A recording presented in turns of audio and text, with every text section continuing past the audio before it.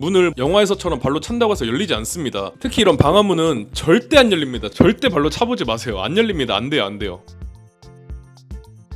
안녕하세요, 실측맨입니다. 문을 왜 바꾸는 거야? 저도 이 방화문회사 들어오기 전에는 전혀 관심이 없었는데 계속 이 실측 일을 하다 보니까 생각보다 정말 많은 분들이 다양한 이유로 문을 교체하시더라고요. 제가 주변 지인들한테 방화문회사에 다닌다고 하니까 방화문? 그게 뭔데? 이 질문을 시작으로 문을 왜 바꿔? 문을 바꿀 일이 있어? 이 질문도 꼭 나오거든요. 그래서 오늘은 문을 왜 바꿀까? 문을 바꾸는 사람들은 어떤 사람들일까? 라는 내용에 대해서 한번 말해보고자 합니다. 그런데 저 또한 이 회사 들어오기 전까지는 문을 교체한다라는 생각 자체를 사실 해본 적이 없어요. 그냥 열고 닫는 거지 라는 생각으로 살았는데 지금 이 방화문 회사에 다니니까 아는 만큼 보인다고 하잖아요. 문을 바꾸면은 어떠한 이점들이 있는지 그리고 어떤 문을 했었을 때 좋을지 저는 딱 보이더라고요. 우선 문에도 종류가 있는데 저는 방화문을 전문으로 다루는 회사에 다니고 있습니다. 이 방화문들이 어디에 가장 많이 들어가냐면 우리 집들의 현관문 있잖아요. 그게 다 방화문이에요. 공동주택 그 빌라나 아파트 같은 경우에는 방화구의 기준에 의거해서 현관문에 이 방화문이 꼭 설치되어야 합니다. 그리고 아파트의 경우는 대피 공간, 그러니까 불이 났을 때 외부로부터 구조가 올 때까지 잠시 기다릴 수 있는 공간, 그런 대피 공간이 있는데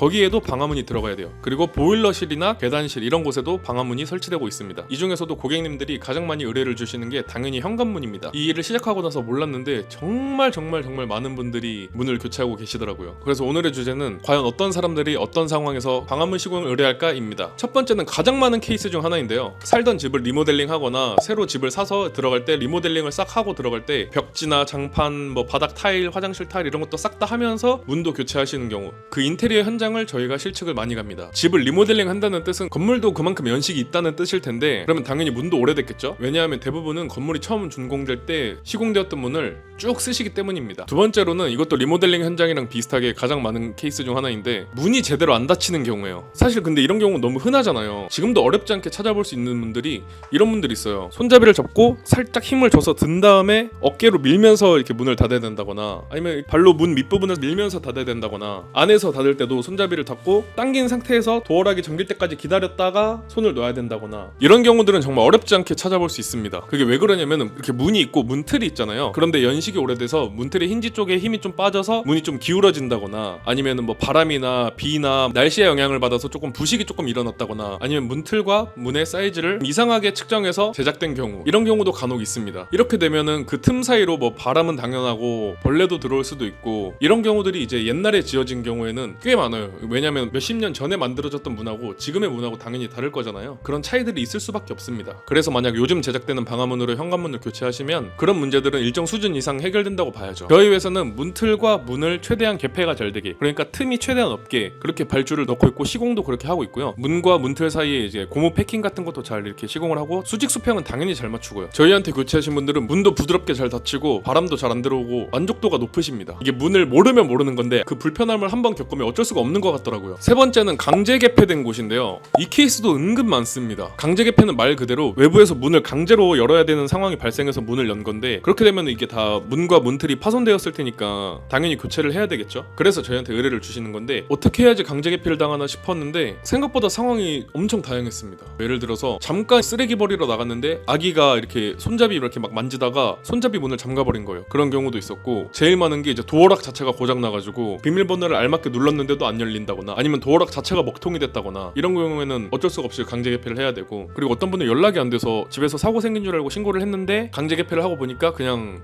음주를 좀 하시고 늦게까지 주무시는 그런 케이스도 있었습니다. 그러면은 문과 문틀이 많이 벌어져 있으니까 어쩔 수 없이 교체를 의뢰하시는 경우가 많습니다. 그리고 당연히 아시겠지만 문을 영화에서처럼 발로 찬다고 해서 열리지 않습니다.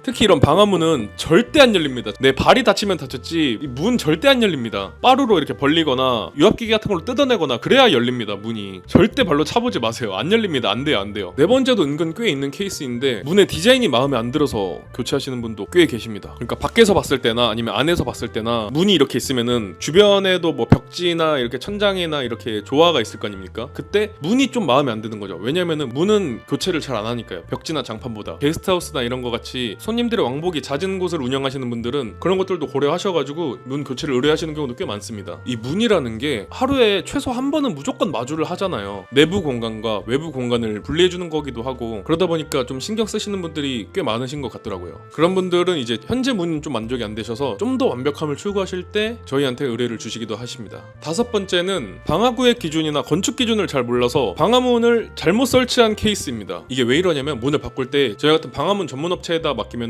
그럴 일이 없는데, 리모델링을 한다라고 했었을 때 인테리어 업체에다가 전부 통으로 맡기잖아요. 그때 인테리어 업체들도 이걸 잘 몰라요. 방화문에 대해서 잘 모르십니다. 그러니까 어디에 어떤 게 들어가야 되고, 보일러실이나 대피 공간에 어떠한 방화문을 넣어야 되고, 이런 거를 잘 모르시는 경우가 있어요. 그리고 기존에 있던 방화문을 절대 철거하면 안 되는데 미관상이라던가 뭐 다른 목적 때문에 철거를 해버린다던가, 그러면은 방화문이 제대로 안 달렸으면 승인이 안 나옵니다. 그러면 시정명령이나 행정처분까지 받게 되는 경우도 있으니까, 그럴 때 이제 저희한테 다시 의뢰를 주시는 거죠. 그래서 이제 리모델링 하실 때 참고하셔서 리모델링 하시면 좋을 것 같습니다.